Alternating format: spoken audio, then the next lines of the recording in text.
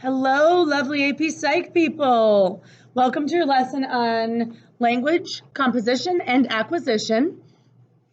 And this is the last lesson in Unit 5. And this lesson is so much shorter than your last lesson. So let's get started. Language are spoken, written, or signed words and the ways we combine them to communicate meaning. Language transmits knowledge and allows for mind-to-mind communication. There are three structural components of language that we're going to talk about in this lesson. They're the phoneme, the morpheme, and grammar. The phoneme is, in language, the smallest distinctive sound unit. The morpheme is, in language, the smallest unit that carries meaning, morpheme, meaning. And you can think phoneme, phone, telephone, sound. Grammar, in a language system of rules that in a language, it's a system of rules that enables us to communicate with and understand others. So we're going to do some examples of each one of those three.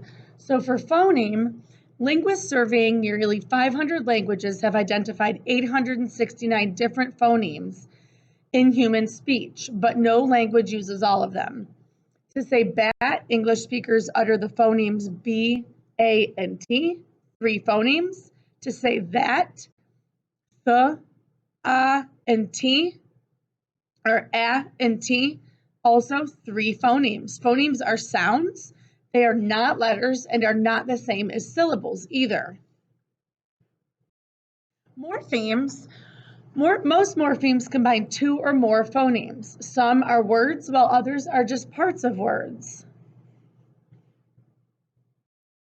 Examples of morphemes. Every word in a language contains 1 or more morphemes. The word readers, for example, contains 3 morphemes.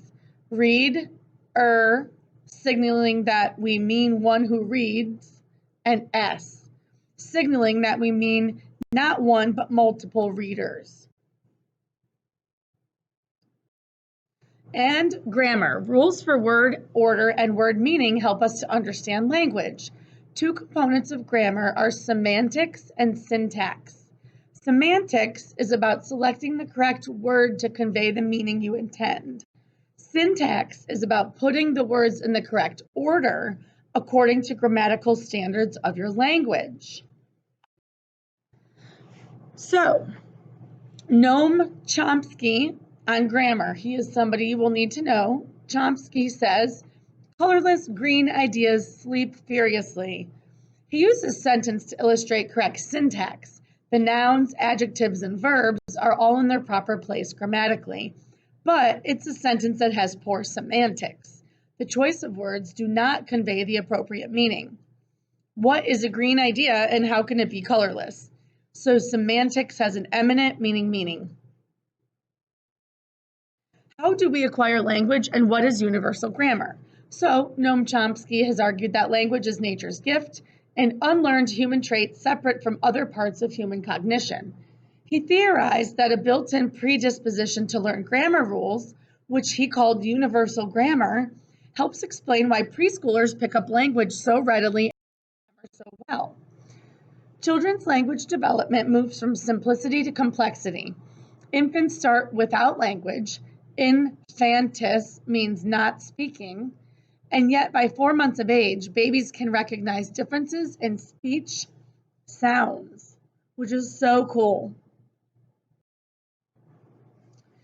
How does receptive language develop? So in one study, babies preferred looking at, a face that matches a sound, an ah coming from wide open lips and an e from a mouth with corners pulled back.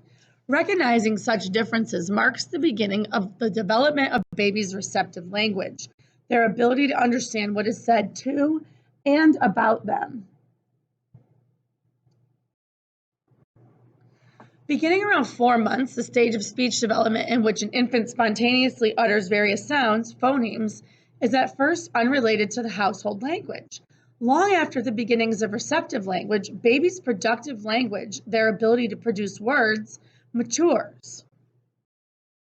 One word stage, the stage in speech development from about 1 to 2, during which a child speaks mostly in single words. Around their first birthday, most children enter the one-word stage. They've already learned that sounds carry meanings and now begin to use sounds, usually only one barely recognizable syllable such as ma or da to communicate meaning. The two-word stage is about 18 months. Children's learning of language explodes from about one word per week to a word per day. By their second birthday, most have entered the two-word stage, which is so cute. A 2-year-old speech contains mostly nouns and verbs. Want, juice. Their speech follows rules of syntax, arranging words in a sensible order. And this is cool. And this is also a reason why it's so hard to learn other languages when we are coming from, well, it's difficult in adulthood or adolescence as you get older to learn another language, but this specific example relates to English and Spanish. So typically English speaking children place adjectives before nouns. So we would say white house rather than house white. Whereas Spanish reverses the order, Casablanca, house white, which can be confusing when you're an English speaker learning Spanish because you're used to putting the adjective before the noun, but it's not that way in Spanish. Telegraphic speech. The two-word stage produces sentences in which a child speaks them like a telegram. Go car, using mostly nouns and verbs, so it's referred to as telegraphic speech. I love this cartoon. Got idea, talk better, combine words, make sentences. So this picture is pretty funny. You can interpret it lots of different ways. But cavemen, that's often how we refer to in the media, especially like on movies and stuff, cavemen, me hungry, things like that is two-word stage language. What's the critical period of language development? So childhood seems to represent a critical or sensitive period for mastering certain aspects of language before the language learning window slowly closes. Later than usual exposure at age 2 or 3 unleashes the idle language capacity of a child's brain, producing a rush of language. But by about age 7, those who have not been exposed to either a spoken or a sign language lose their ability to master any language. Can we learn a new language as adults? So 10 years after coming to the United States, Asian immigrants took an English grammar test. Although there's no sharply defined critical period for second language learning, those who arrived before age 8 understood American English grammar as well as native speakers did. Those who arrived later did not. So if you look on the graph, the percent correct on grammar tests is the y-axis and the x-axis is native. So, and those are years, 3 to 7, 8 to 10, 11 to 15, and 17 to 39. The older the age at immigration, the poorer the mastery of a second language. Deafness and experience. So the impact of early experiences is evident in language learning and prelingually, which means before learning a language, deaf children born to hearing non-signing parents. These children typically don't experience language during their early years. Natively deaf children who learn sign language after age 9 never learn it as well as those who learned it early in life. You can still learn it, it's just you're not going to learn it and master it as well as you would if you would have learned it really early in life, like before age 7. What is aphasia? So this is review. The next couple slides are review, but they're relating to language now. So I'm going to review them and relate it to language. So aphasia is the impairment of language, usually caused by left hemisphere damage to either Broca's area, which if you remember is impairing speaking, or to Wernicke's area, which is impairing understanding.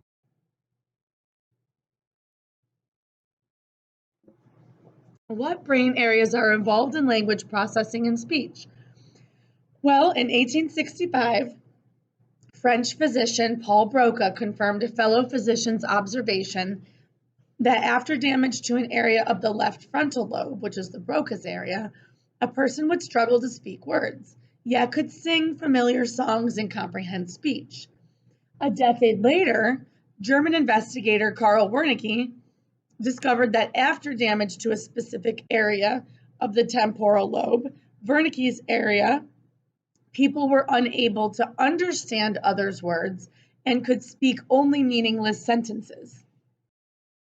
So, Broca's area, review, helps control language expression, an area of the frontal lobe, usually in the left hemisphere, that directs the muscle movements involved in speech. The Wernicke's area is a brain area involved in language composition and expression, usually in the left temporal lobe. How are language and ideas related? Linguist Benjamin Lee Whorf contended that language itself shapes a person's basic ideas. His hypothesis of linguist determinism proposed that language controls the way we think and interpret the world around us. For instance, the Hopi, a Native American tribe, have no past tense for their verbs and so could not readily think about the past. Limitations to Whorf's hypothesis. So today's psychologists believe that a strong form of Whorf's linguist determinism is too extreme. We all think about things for which we have no words, and we routinely have unsymbolized, wordless, imageless thoughts, as when someone, while watching two men carry a load of bricks, wondered whether the men would drop them. What is linguistic influence? So, the weaker form of linguistic relativity, the idea that language affects thought, thus our thinking and worldview is relative to our cultural language. And in Papua New Guinea, Bernemo children have words for different shades of yellow, which might enable them to spot and recall yellow variations more quickly. On the color spectrum, blue blends into green until we draw a dividing line between the portions we call blue and green. Although equally different on the color spectrum, two different items that share the same color name as the two blues do above are harder to distinguish than two items with different names, blue and green. It's pretty cool. Thought and language combine. The traffic runs both ways between thinking and language. Thinking affects our language, which affects our thought. Do we think in images? Indeed, we often think in images. Artists think in images, so do composers, poets, mathematicians, athletes, scientists. We often think in images when we use non-declarative or procedural memory, our automatic memory system for motor and cognitive skills, and classically conditioned associations. So let's look at some research. For someone who has learned a skill such as ballet, dancing, even watching the activity will activate the brain's internal simulation of it. Imagining a physical experience activates some of the same neural networks that are active during the actual experience. So think of something you do physically and think about how it's activating your neural networks for what it's like during that actual experience. How does imagination produce winners? One experiment on mental practice in basketball free throw shooting tracked the University of Tennessee's women's team of over 35 games. During that time, the team's free throw accuracy increased from approximately 52% in games following standard physical practice to some 65% after mental practice. Players had repeatedly imagined making free throws under various conditions, including being trash talked by their opposition, which is so cool for when we in Montessori have talked so much about positive self-talk and negative self-talk, and this comes up in mindfulness. And so this is such a good point to remember that you can visualize and imagine and have positive self-talk for things and have better outcomes with those things.